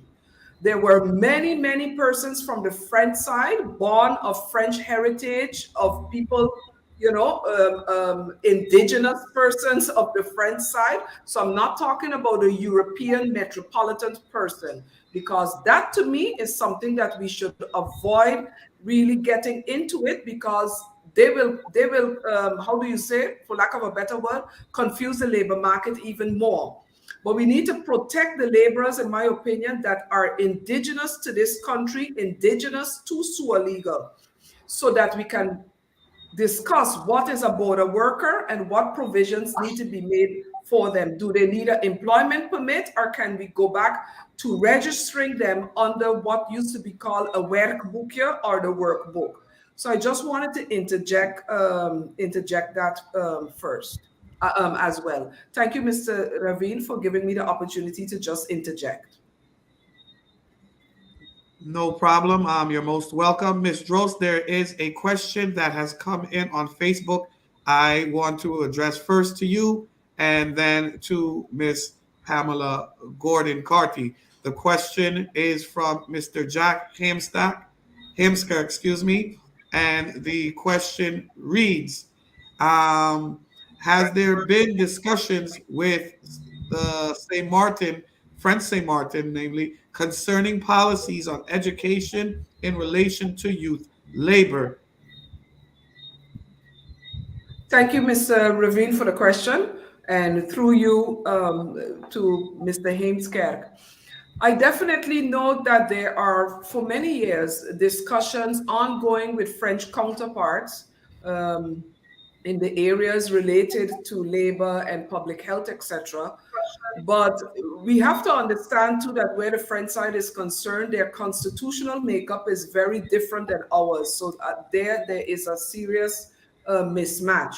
Now, where others may view that mismatch, as it were, to be a hindrance, I view it as an opportunity, because, again, I use the same phrase that Ms. Romer stated and Ms. Pamela, that there needs to be political will. I do believe that the pandemic has caused a setback in those discussions, but there have been significant discussions already with previous ministers and previous prime ministers to discuss various policies with a counterpart on the French side, not only in the area of labor, but public health and all of that. So I definitely know that those dynamics are in place, and from our perspective, are working. Are they actually yielding? That would be a second level or second dimension that needs to be properly evaluated. Discussions are leading to actual deliverables and fruits that make sense for both sides. But I am a very, very strong proponent that we ought to deal with policies and procedures and laws that will create tangible unity between the two sides of the island, so that truly when we say 𝒐𝒐𝒕𝒉𝒆𝒏𝒈𝒕👗, we mean 𝒐𝒐𝒕👉𝒈𝒈𝒄 in the broadest sense, north and south. Thank you very much, Mr. Ravine, for the question. Thank you very much, Ms. Dros. Ms. Gordon-Carty, we will pass the same question to you in regards to the policies as it relates to education in relation to youth labor. I believe, Mr. Ravan, the developing, how the entire cycle with the youth unemployment is developing on both sides of the country. I believe there is room for negotiations, for talks. Whether talks have been happened in the past, the way that both sides of the country is developing in the different ways, the immigration policies, and all the hype around the foreigners that are coming in and taking on different jobs, and no type of control taking place, I believe there is room for sitting on the table and really putting things in perspective as to what is the actual situation right about now, in order for us to reach the tangible and more effective solutions, in order for us to try to eradicate or at least minimize the unemployment amongst our youth. So there is room for negotiation and sitting at the table right about now when it comes to both sides. Whatever talks has been in the past, I think we need to amend those and improve on them because the situation has changed. Yes, indeed. I want to go to another question that has come in from Mr. Hamstock, and please keep your answers as concise as possible, as we have another question coming in on Facebook. I'll read the question now from Mr. Hamstock. It reads, will there be a survey or questionnaire available for persons between the age of 25 to 30 years of age to gather information and data on their experience and recommendations for youth employment and recruiting locals abroad after they've completed their studies or have entered the international workforce to combat the current brain drain? Once this law is passed, will the surveys be done, and will this data be compiled? Ms. Gordon-Carty, we'll start with you, and then I'll go over to Ms. Dros. Yes, whenever a law is passed, whenever you're proposing something, again, like I said in my previous presentation, data collection is very important in order for you to evaluate and measure what is the effectivity of the law that are being proposed or the execution thereof. And that is part of it as well. The survey has to be conducted in order for you to have a measuring tool, in order for you to see and guide yourself as to, are there still other policies that have to be put into place in order to balance it out or for you to get the desired result? So those are things that eventually will have to take place and are within the entire project to take place in order for us to better organize ourselves and reach to the desired result and solution that we want whilst presenting and wanting to execute this law. Okay, thank you for that. Ms. Dros, your perspective? Yes, thank you. Basically, Ms. Pamela Gordon's, I can just echo what she stated because it is 100% accurate and also very relevant and a valuable statement made by her. So I don't really have anything to add. It would just be redundant. So I'm fully supportive of what Ms. Gordon-Carty stated. Thank you so much. Okay, I will pose this question first to Ms. Ms. Susie Camila Romer. And the question is coming from Yo-Yo. Yo-Yo asked, the treaty for the Americans to work here freely, is there a possibility to have this changed to only 6 months? Yes, of course, everything is possible. And certainly, while it's not, it doesn't go both ways. So the reciprocity isn't there. So I would sit down and negotiate this again, yes.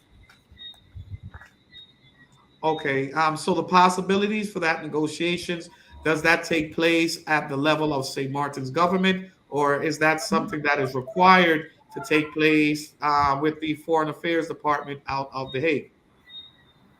All kingdom affairs are of the king. All international affairs are kingdom affairs. But what you need to look always very sharp is, for example, justice is an internal affair. But when you are going to negotiate, for example, with Trinidad, the external component makes it a foreign affair, but still the content itself, St. Martin will decide. But you need to sit down with the foreign affairs of the kingdom, which actually are the Dutch, negotiate first internally within the kingdom whatever you want, and then go externally and negotiate with Trinidad. So in this case with the United States, it's not different. If a treaty only gives possibilities to American citizens to work without any issue in St. Martin, first of all, it should be also for the other way around. Your young or your people shouldn't have to have a green card then, because do they?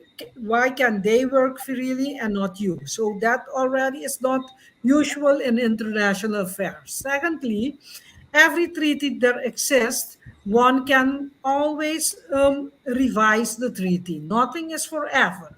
Not in Dutch they say nothing is een niets is een eeuwig edict. Nothing is an eternal edict. You can always go back to the table and work towards changing something more into your favor. Okay. Thank you, Ms. Romer. I call upon now the distinguished panelist, Mr. James Phoenix, to comment on this. Uh, I want to comment on the earlier question about the brain drain, combative brain drain, and Okay. of survey. As was said, was speak about, but it was maybe I say too fast. Um, the survey, there's information in our island, Bonaire. There was a organization called Bamboneiro Back that was concentrated completely on recruiting um, our Antillians from Europe to Netherlands back to the islands, and was very successful. But what happened as soon as the island was taken over by the Dutch, they stopped the finances and they derailed this whole system. So that was start to work with all information, all data they collected, all that they just dump it. So it was, in my sense, expressly done with a purpose. So this about brain drain is a political thing. It's a highly level political issue, highly then on the an international level, I think. And we should look at Holland as an international uh, competitor in our relationship with Holland. We look at politics on our islands with Holland like politics internal, but we should look at Holland as an external politics, like they look at us. So the brain drain is a systematic issue that has to be at that level, as countries see Holland as so, and that comes with a survey I did. I said, by accident, I meet one person of our island in a foreign country, and that one boy tell me, I'm not going back to St. Martin. I will stay in Holland. So I don't need to do any survey. We have a major problem. The problem is our kids don't know why they have to work, why it's important in life. Our country first, family second, and then you have something. If you have work and without a country, without a nation, sorry, you have nothing. So if we don't tell this truth now, today, every time we talk today, every talk tomorrow, I've been talking for the last 60 years, will have no meaning. So I'm very straight now. I'm very, very upset what I hear. I couldn't fight with the boy because it's a boy. I say, but I know you maybe understand the future, what we're talking about today, but we, as you are responsible now, has to deal with this now. Our kids, our people has to know they have a nation, and the first duty is to work and build that nation. And then your family with it. No, we turn around. I have to take care of my okay, iPhone and a car, and I'm happy. No, sorry, that's my opinion today. And with that, I thank you for the opportunity to participate today. Okay, thank you. I see no further questions at the moment on Facebook. So with that, we will bring this panel discussion to an end. I want to thank all of those that logged in. I want to and viewed this discussion. I want to thank all of those who will be logging on shortly thereafter to watch offline. And I want to, lastly, and particularly thank our distinguished panelists for joining in to this discussion and helping to bring this discussion of youth employment to the forefront. With that, I'll ask Ms. Pamela Gordon-Carty for her closing words, and then we will depart. I want to thank all the panelists here today because all of you contributed to a very healthy and on a level, very high level discussion. All information provided is duly noted, and advices that were given will also be taken into account as notes were taken by me. And I want to thank everyone for their input and for their time. And let's do this together. I will be making some adjustments, and I will be tapping into all of you the knowledge and experience in order for me to present this law to Parliament with the necessary adjustments. And to one of the questions, I have a question there that I would like to answer, which is stating that if the law that is used in Curacao, if it can be implemented on St. Maarten, that is precisely what this law entails. It has a little bit of what is active on countries in Curacao already, that we are taking that into account and applying it with necessary adjustments to suit the situation of country St. Maarten. With that, I want to tell everybody a pleasant good evening, and thank you for having us and streaming in your life in your home. Thank you to everyone. Thank you.